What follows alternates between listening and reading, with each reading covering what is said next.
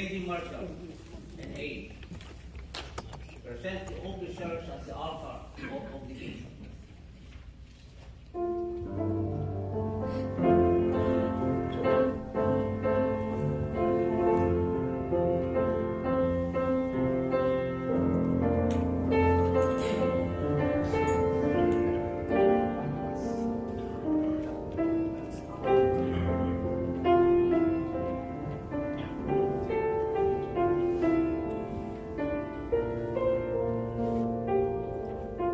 As royal patron, the officers are in proper position to receive the obligation.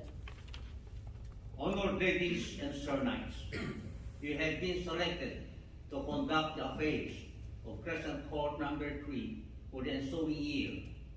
Are you willing to receive the obligation and all that it implies? I am.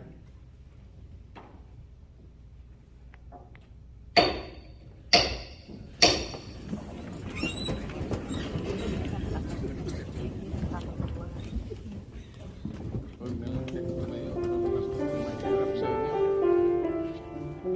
Pangkunan naman yan.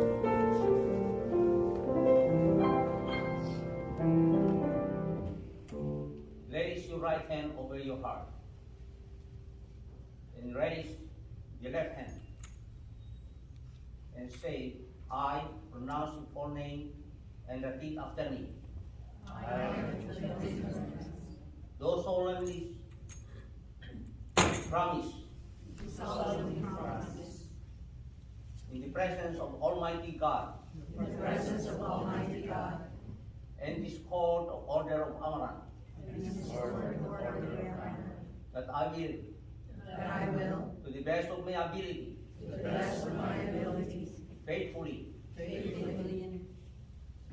and impartially perform all the duties incumbent to the office to which I have been selected, that I will conform to and abide by the Constitution of the Supreme Council, the bylaws of the Grand Court, and the rules and regulations of the court, of which I am a member, that in every way, if within my power, assist in exceeding the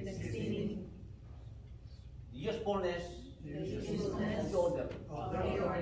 May Lord over your hands.